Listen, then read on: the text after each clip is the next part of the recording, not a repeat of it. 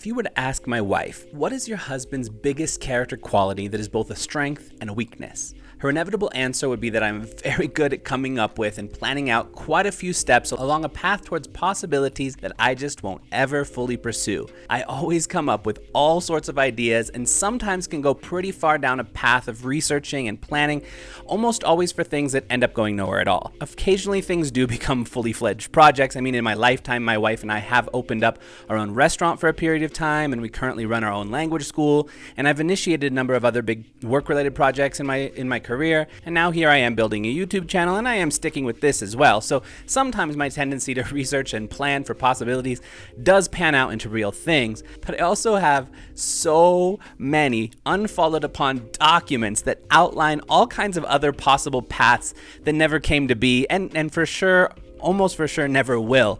For example, I've got a 20-page document outlining all the strengths and weaknesses of different possible PhD programs that I know I'm never gonna pursue. I've got a detailed document full of all the things we'd need if we wanted to build our own Earthship and live off-grid comfortably. I've got another one full of information about all the steps we'd need to really build a good permaculture farm that creates an ecosystem that grows pretty much food in a self-sustaining way with very little manual labor, which is big for me. I don't like manual labor. And I've got another document that looks at all the ways my family and I could survive in an RV. A family of 4 are living in an RV traveling across the US. I've got like documents upon documents of like possible business plans and even gone quite far down there related to agriculture, related to education, related to just different ideas I've had here and there. Tons of random stuff.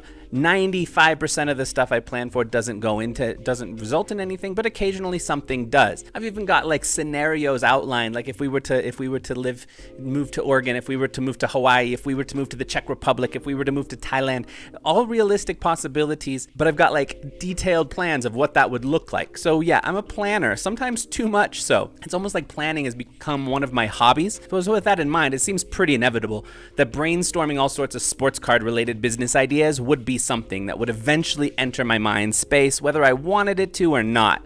And so it has. In this video, and I guess that's the intro for this video, hope you're still here, that was a long intro. In this video, I'm gonna share a list of a bunch of brainstormed ideas that are all connected into sports cards in some way or another. Some of these are more like full-on business ideas, and some of these are more like little side projects. Some of these are probably terrible, and some of them are quite good, I think. So let's go through these.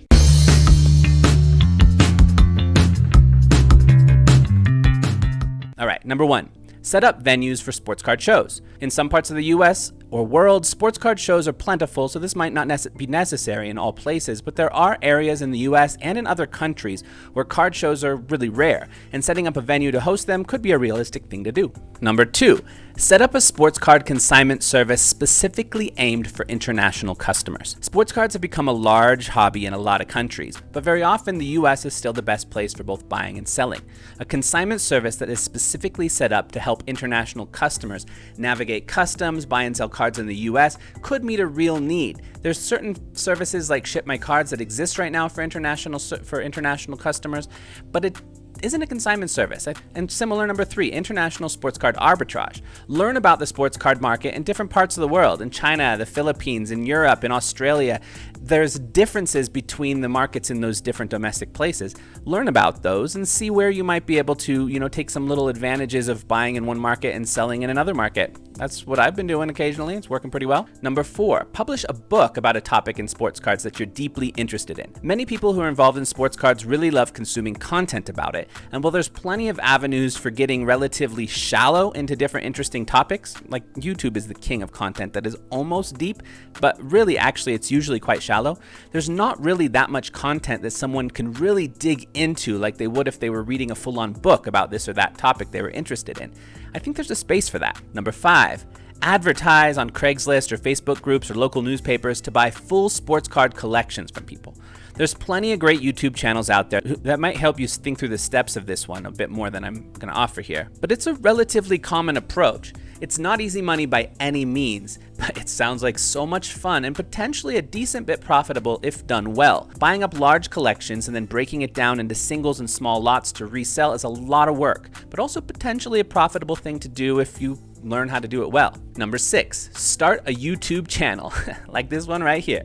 It's a ton of work, and the possibilities for profit are really quite limited. I mean, I'm already 100 plus videos in, and I don't even know how many hours of work, and I haven't made a penny yet.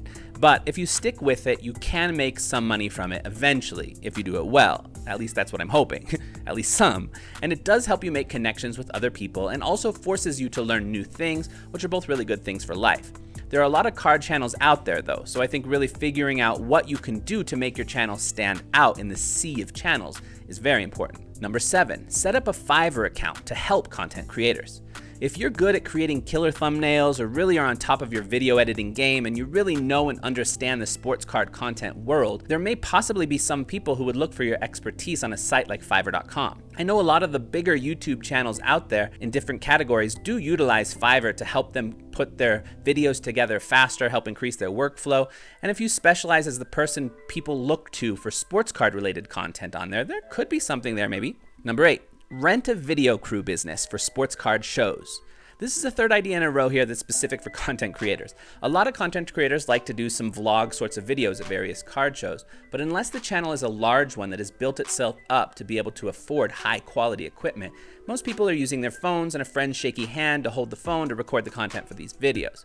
If you were to set up a rental station at card shows where people could rent higher end equipment for the show, like a good lavalier mic or a good quality video camera or one of those camera slides, or the services of a good quality videographer that really knew what they were doing, I could see how some people may prefer to do that to create a higher quality video without the need to invest in some of that equipment and skills for themselves. I don't know if this would really work, but it's an idea. Number 9, create a company that helps create a space for people who want to trade cards online. A lot of people love trading cards with other people, but sometimes it's tough to trust people online whom you've never met. A company that was set up to be like the middleman that helped provide a safe space for people to trade cards without the risk of getting scammed, that could be appreciated by a number of people, I think. Like, both people send the cards to a third-party address, and that person sends the cards to both people once the cards have been sent in, and then they charge some reasonable fee for their service. There could be something there. It could even have a whole ComC-like website dedicated specifically to trading. Interesting. Number 10, build and maintain a database of likely shield auctions, fake card sales, eBay scammers, etc. If you have the know-how to do this, it could be highly appreciated by the hobby. I suppose it'd probably be necessary to require some kind of paid subscription or something for people to have access to that database. Otherwise, it's hard for me to see how else this could become monetized if you were also trying to make some money from the massive amount of time and effort that this would take. Or else perhaps there are ways to get funding from others in the hobby that would benefit from a database like this. So something like this could be super useful. And I could see how there could be people who would be willing to fund something like this as well. So something to consider. Number 11, start a local card shop. I mean, I'm surprised this one didn't get mentioned until all the way down here at number 11. This would be hard though, and without allocation, it'd be extra tough. And without a good price on a solid venue location, it would be extra tough as well. There's lots of challenges, but plenty of people have made it work. If I ever did something like this, I'd want to think about some creative approaches to it. Like, could it be a coffee shop / card shop that people didn't just come to buy cards, but it became almost like a community gathering place that people wanted to come to for other things as well? I don't know. Or could it be a place that also specializes in like after school sports activities as well? Or could it be a place that doubles up as another kind of business that attracts a similar demographic that sports cards do? Or would there be some kind of possible collaboration with your city's local minor league baseball team or something? I don't know what exactly, but I feel like for an LCS to really survive and thrive and all on the up and up, it really needs some creative thinking. Number 12, do sports card inspired art. If you're an artist, I think there is a space for using your talents and connecting it with people who love sports cards. Sports cards are art. Some of the same people who collect sports cards might really like having sports card style artwork to hang on their walls. Number 13, build and sell sports card display stations. If you have skills as a carpenter or something, specialize in making really epic display stations. Collectors like to display their collections in nice looking ways. Sports card shops might also really like having nicer ways to showcase some of what they have up for sale. And people setting up their tables at card shows might also like having ways to help their station stand out and look nicer. Lots of possibilities here. Number 14, create and maintain a database of in-person autograph opportunities. Some people have a lot of knowledge as to how to go about finding who and where different in-person autographs are going to be happening.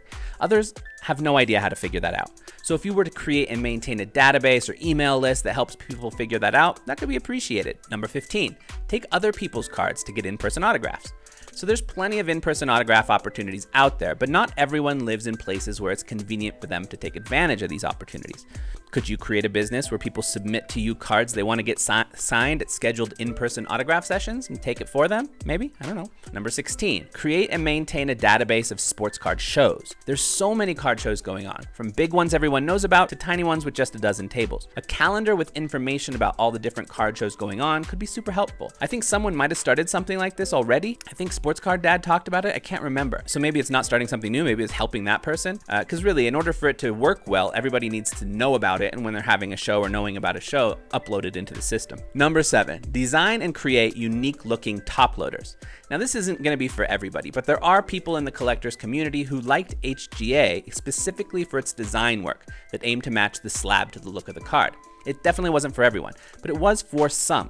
If you could find a source for making top loaders that also allowed for some kind of individually designed artwork, like around the edges or something like that, you could make a unique top loader business maybe. This could be a terrible idea, but I told you some of these might be terrible, but I'm gonna share them anyways. I'm just sharing it all. This is all brainstorming. Sometimes brainstorming gives terrible ideas. Number 18, build a GPS tracker business for sports cards.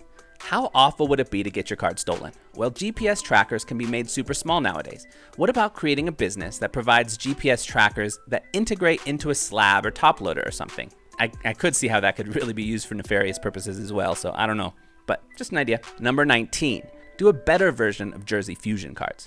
If you're on different sports card forum websites, you will know that Jersey Fusion cards, where a little square of game-used jersey is laid on top of a regular card of that player and put into a Jersey Fusion plastic slab, and then there's usually a QR code so you can see what game or where that jersey is from. But generally Jersey Fusion is laughed at, and the general complaint is just the way it's done. It just isn't done well. A lot of people who don't like the product, they actually do like the idea, just not the execution.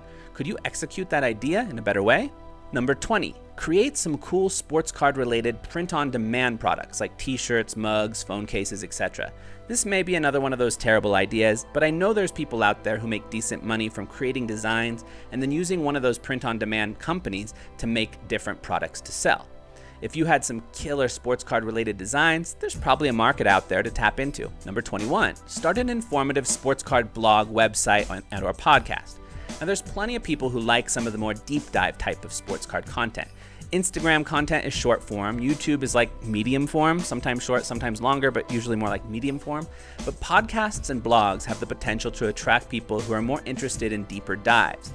If deep dives are more your thing, I think there may be space for building up something like this that could be successful. So, as I said at the beginning of the video, some of these are probably good ideas, some of these are probably terrible ideas, but if you have other ideas, share in the comments below. Hey, and if you ever build a business with one of these ideas, let me know. I won't charge any commission, but if you kick me down something, cup of coffee, I'll accept it. All right, that's it for now. Check you in the next video.